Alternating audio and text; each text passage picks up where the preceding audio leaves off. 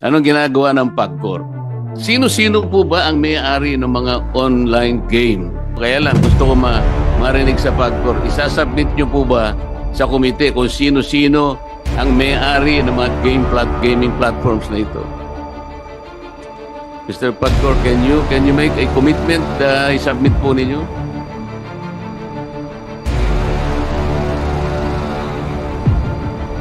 Magandang araw mga kaibigan. Isang mainit na isyu ang bumagsak sa Senado nitong ika-14 ng Agosto, kung saan hinamon ni Senador Rodante Marcoleta ang PAGCOR ukol sa mabilis na paglaganap ng online gambling sa bansa. Alamin natin ang buong detalye.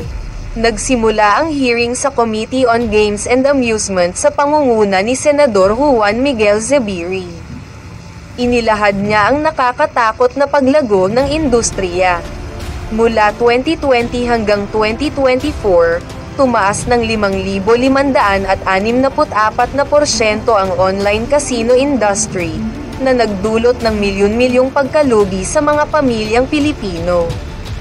Ipinakita rin ang istatistika mula sa 8 na bilyong piso noong 2022. Umakyat sa P33 bilyon noong 2023, at mas tumama sa 135 na bilyong piso ang kita noong 2024.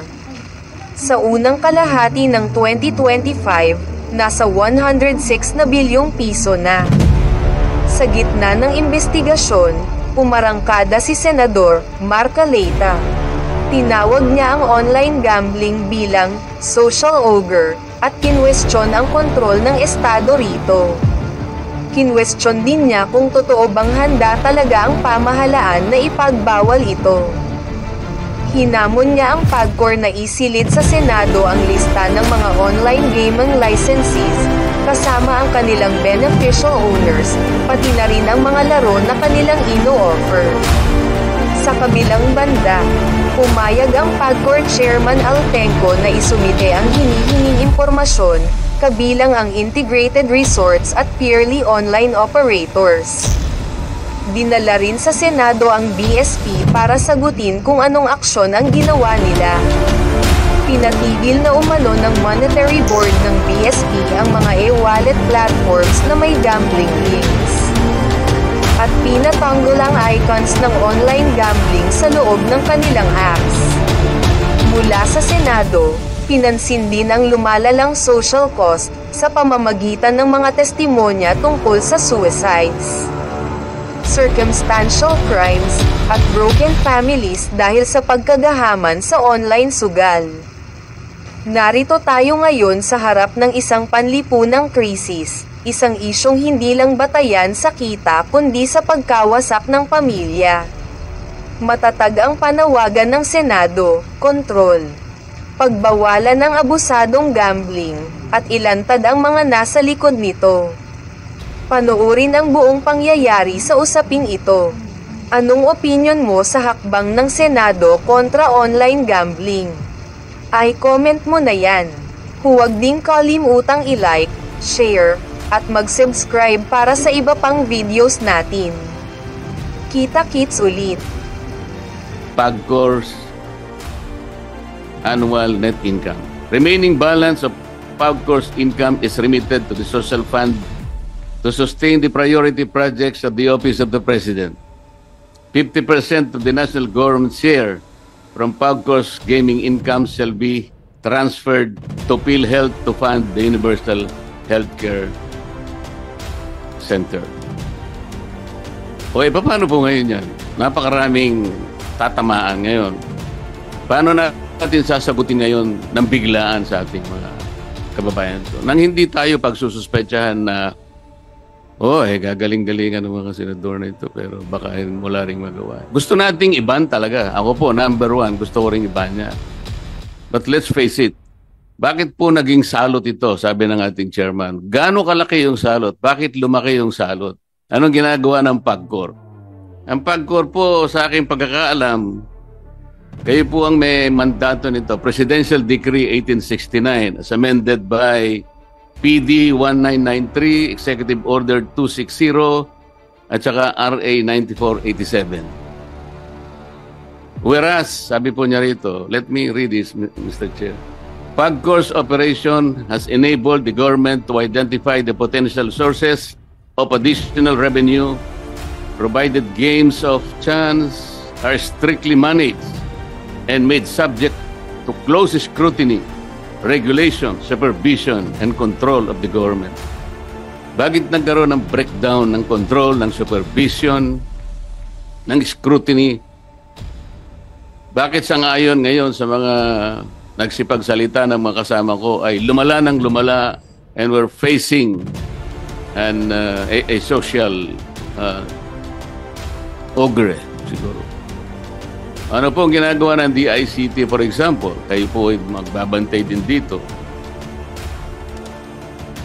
So ito po lahat pag-usapan muna natin. Sino-sino po ba ang may-ari ng mga online game platforms?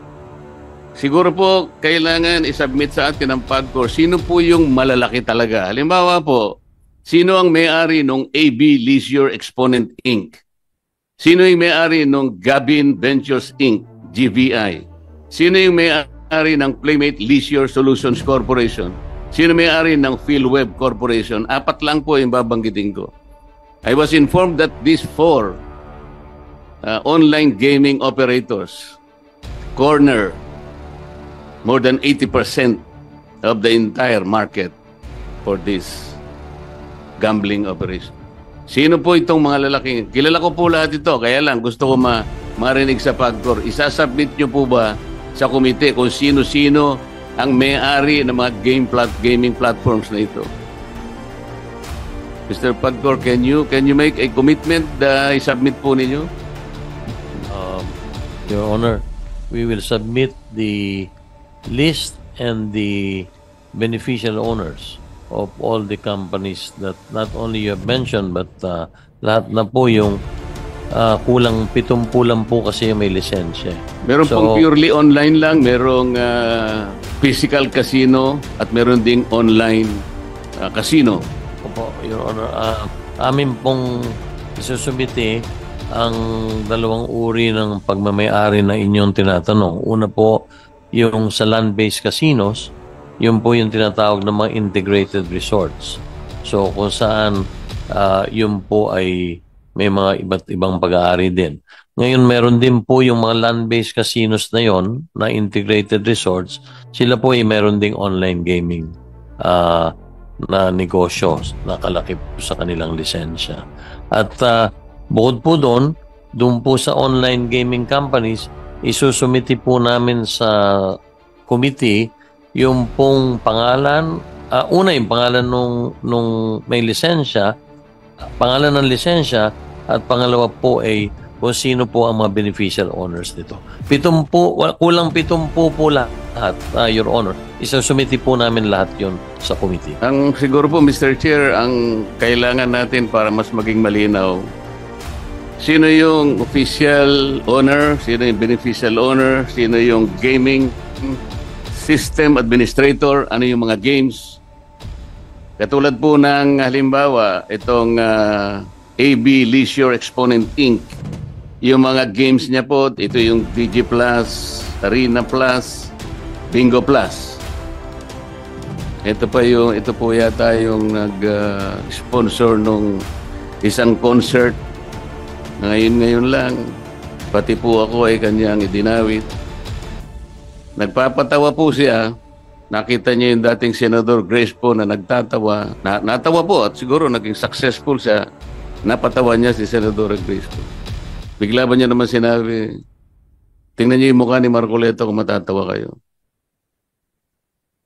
Napakawalang hiya nung tao na yun, Mr. Chair. Ayaw ko na pong patuksin siya. Ang nag-sponsor po yung DG Plus.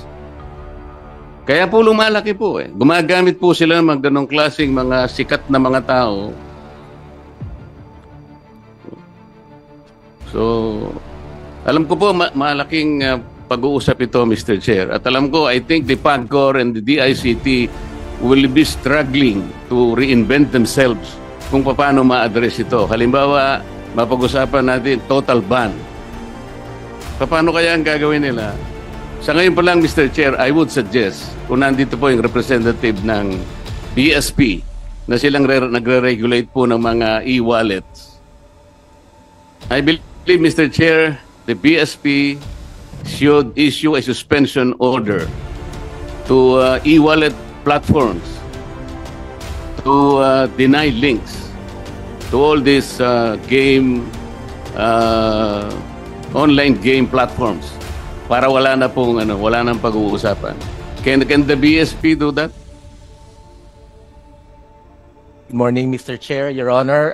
Yes, as the Monetary Board of the Bangko Sentral ng Pilipinas has approved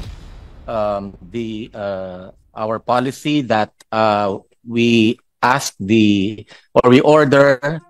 the BSP supervised institutions to take down and remove all icons and links redirecting to online gambling sites.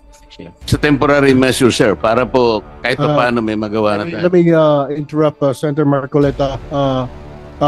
Let us allow the agencies to present their opening statement first before taking any questions kasi hindi po tayo matatapos pag magiging question and answer. We'll just give you the opportunity, Senator Marcoleta, to ask to deliver your opening statement. We can come back and we will be allowing every senators here to ask questions later para lahat po ng resource persons natin ma-accommodate po natin. Thank you, Senator Marcoleta.